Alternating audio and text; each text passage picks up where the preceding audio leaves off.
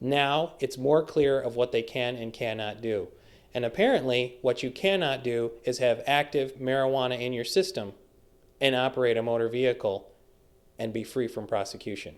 A ruling by the Court of Appeals now says the state's zero tolerance law, which prevents drivers from operating a vehicle with any amount of Schedule I controlled substance in their body, still applies for drivers who legally use medical marijuana. Is this a step in the right direction is a fantastic question. It is a step in the right direction in that it will provide some clarification to what people can and cannot do.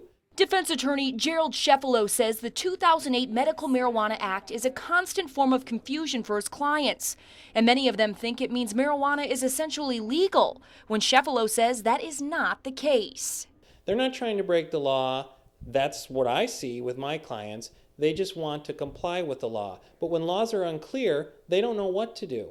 And sometimes they can find themselves unnecessarily in a place where they're being prosecuted when they didn't know they did anything wrong. Sheffalo says hopefully this latest ruling will clear up the confusion, but not before facing opposition. I think this has to be challenged in that, and I'm not saying just in the court system, I think from the legislative standpoint, there needs to be continued work on defining what is acceptable and not acceptable behavior under the Michigan Medical Marijuana Act as it relates to other laws in Michigan. Local law enforcement also hopes this eliminates issues surrounding medical marijuana.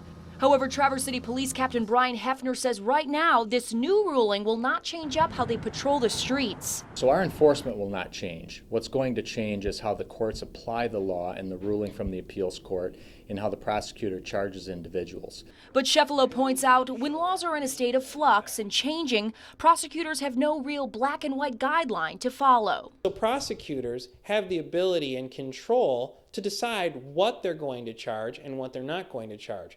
Now, the big issue is it's different county by county.